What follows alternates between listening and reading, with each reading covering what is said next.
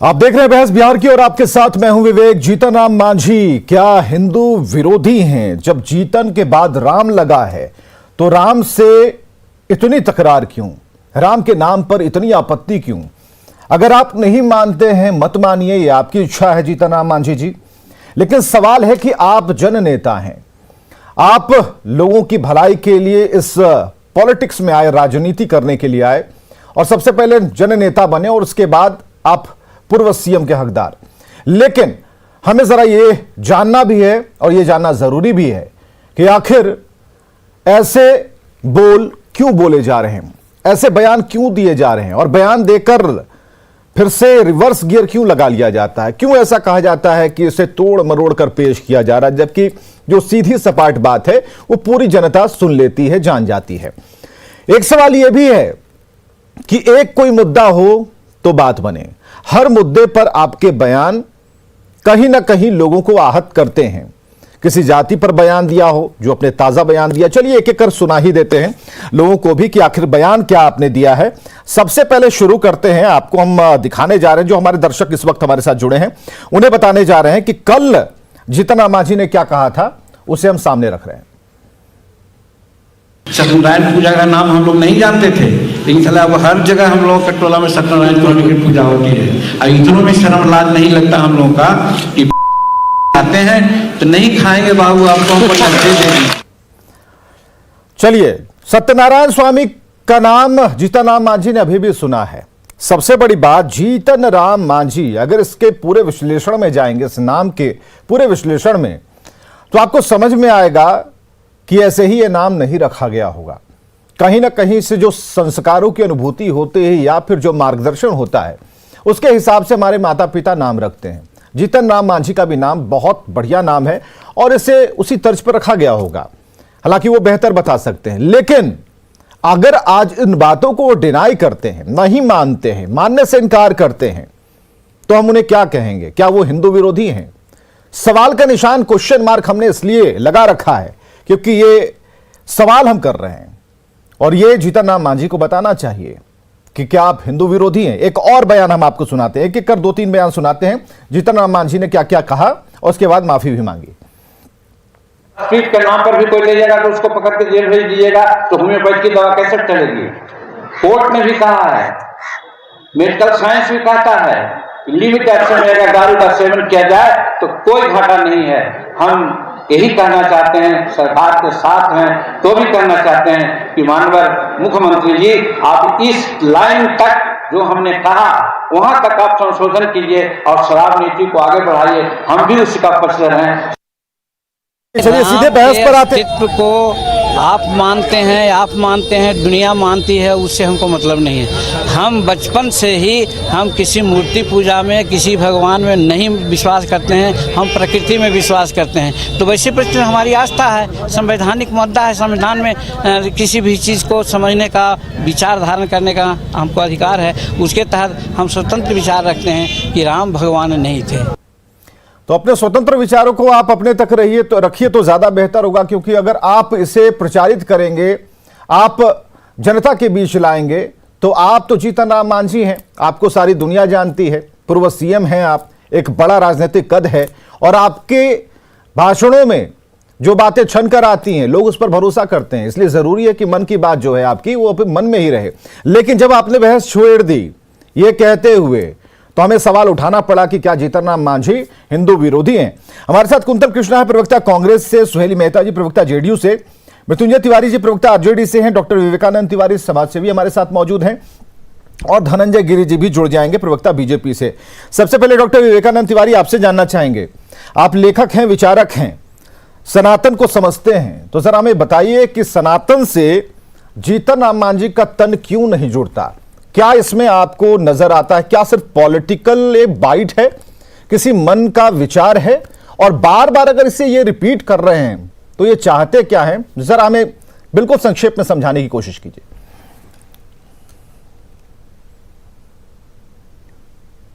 सनातन परंपरा का कखा गघा जीतन राम मांझी को पता नहीं। सनातन परंपरा जो है, जो सदा से है और सदा से रहेगा। इसके बनाने वाले जो ऋषि महर्षि थे वो त्रिकालदर्शी थे।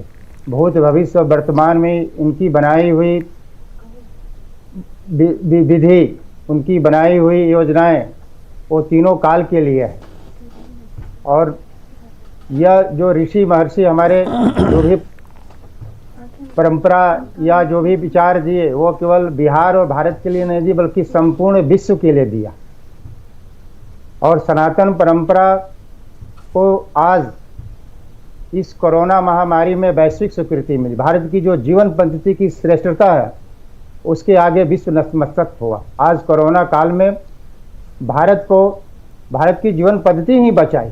यहाँ के अदरक, यहाँ के हल्दी, यहाँ के तुलसी, गांव-गांव में इसको जो है ये जो है कोरोना में जो है भारत की रक्षा की।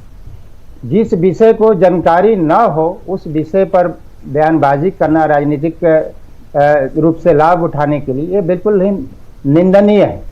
जीतनराम मांझी को वोट ब्राह्मणों ने भी दिया था और जो भी उनके सहयोगी, मैं तो बनारस में हूँ, मैं भी बाहर से आया हूँ, आज हुआ कि आपको बोलना है जी जी, जो भी सहयोगी दल है, मुख्यमंत्री और बाकी भाजपा जो भी हैं, इनको तुरंत बर्खास्त करना चाहिए और पुनः चुनाव में जाना चाहिए और जीत कराना चाहिए, क्योंकि ब्राह्मणों ने इनको वोट किया था।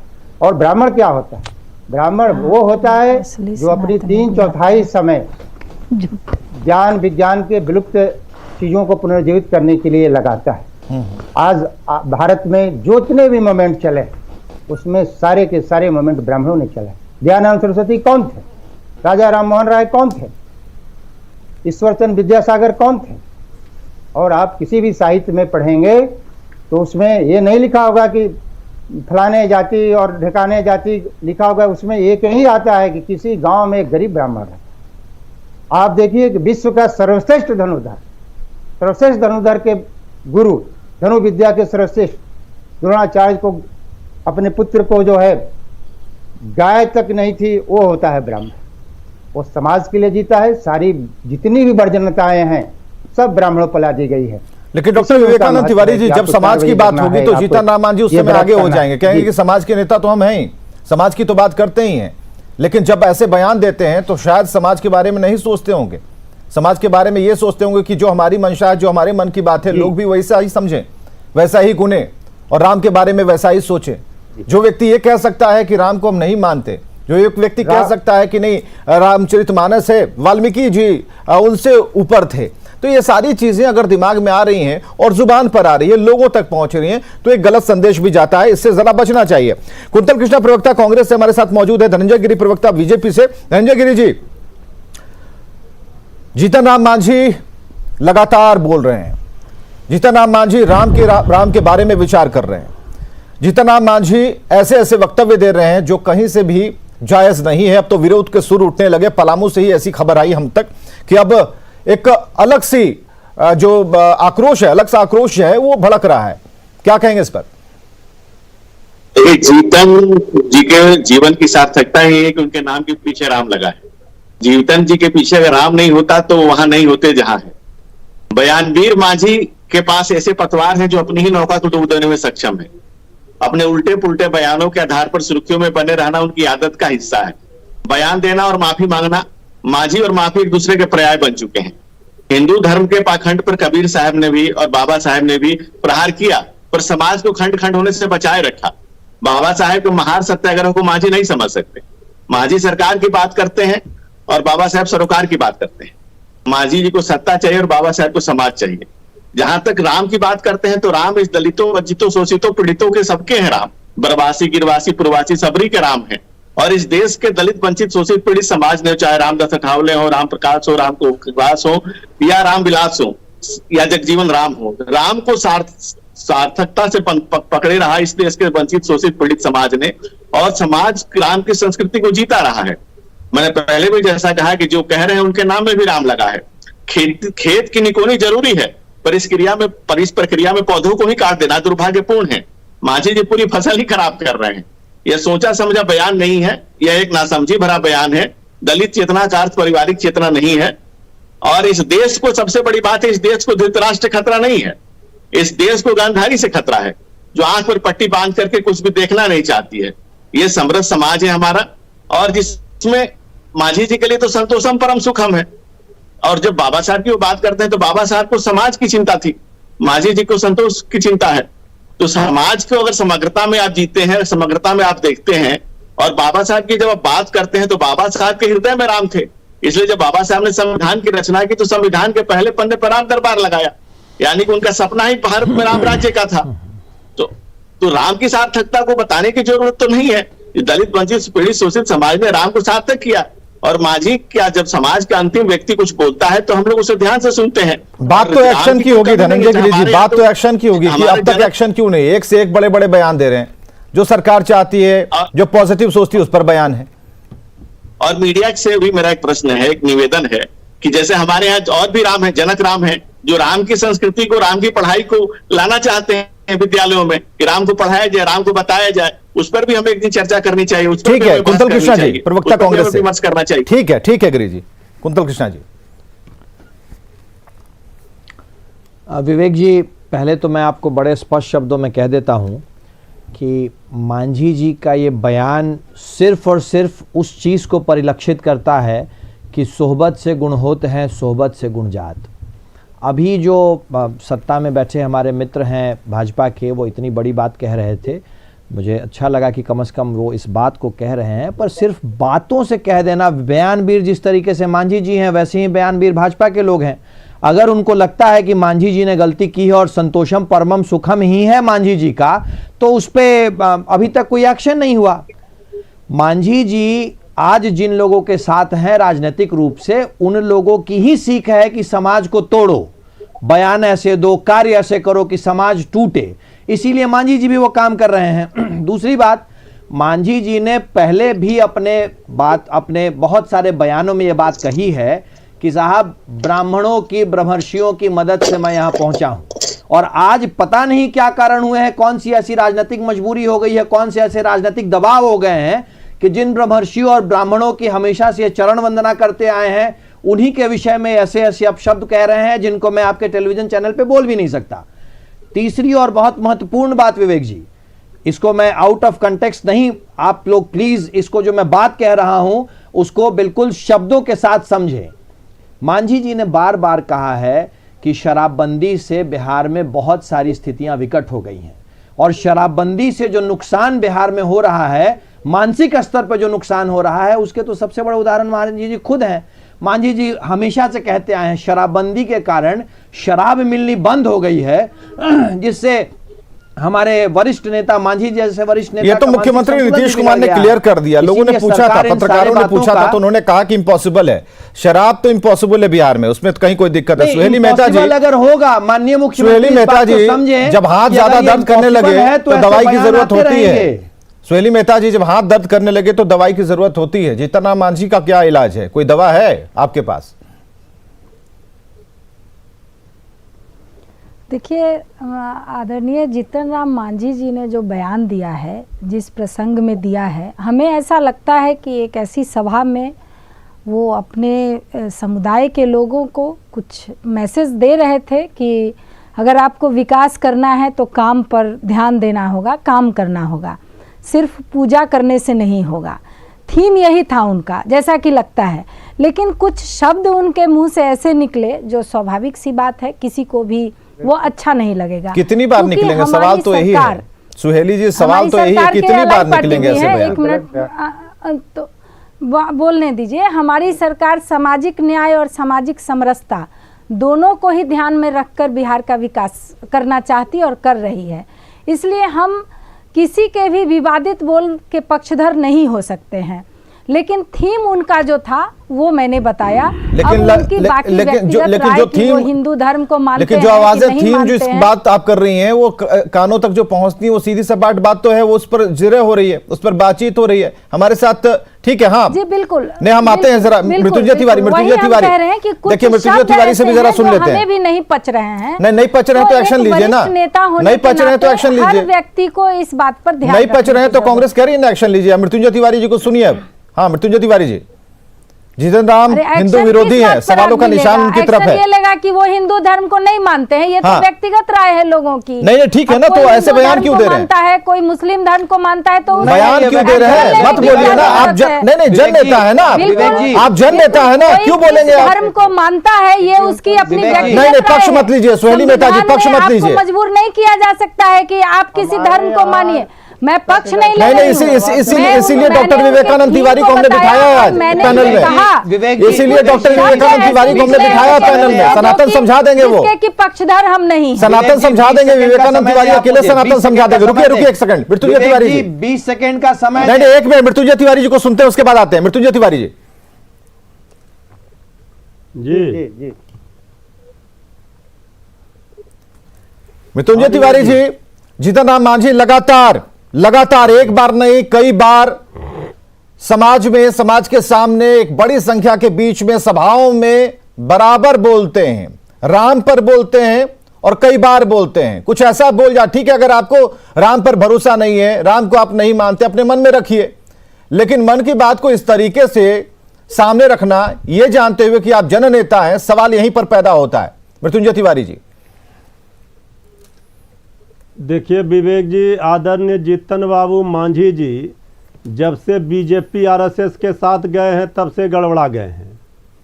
वो अनुभवी नेता हैं, प्रदेश के माननीय मुख्यमंत्री रहे हैं, तो जो राम और हिंदू धर्म के ठेकेदार वाली पार्टी है बीजेपी, वो चुप क्यों है?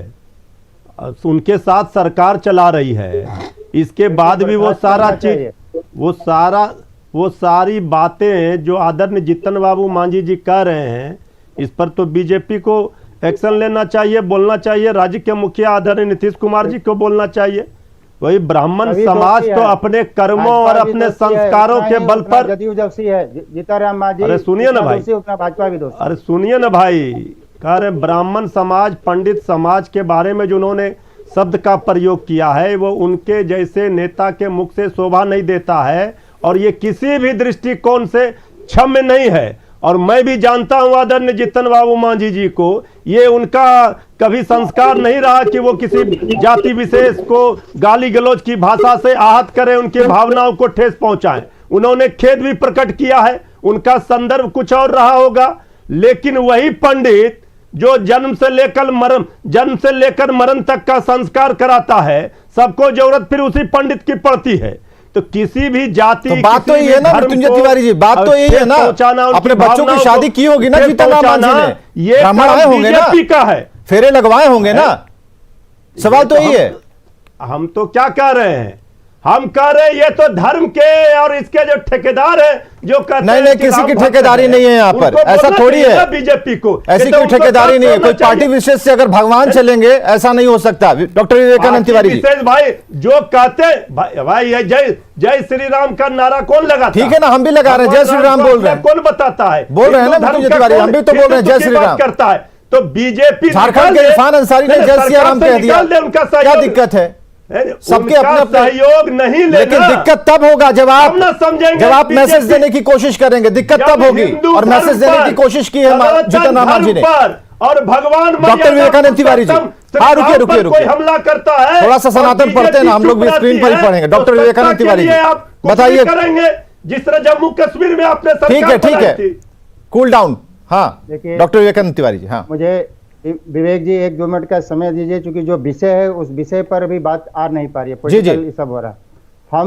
हमें जो बुलाया गया है ये सनातन परंपरा की व्याख्या के लिए बुलाया गया। जी। मैं राष्ट्र का आराधक हूँ, किसी पार्टी किसी नेता का मैं आराधक नहीं हूँ। जी। जहाँ तक राम की बात है, राम जो है वो उनका जन्म नहीं होता है, जो भगवान होते हैं उनका अवतार होता है, वह प्रकट कृपाला उनका अवतार होता है।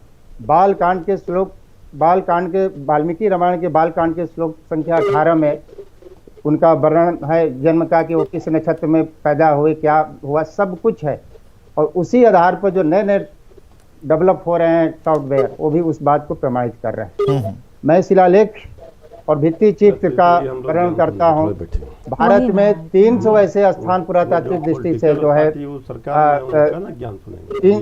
300 ऐसे पुरातात्विक दृष्टि से जो है स्थल को जो है चयनित किया गया जहां से राम होकर गुजरे थे। विवेक जी अनेक- कुछ महत्वपूर्ण बातें बाकी हैं। चलिए आप ही शुरू कीजिए।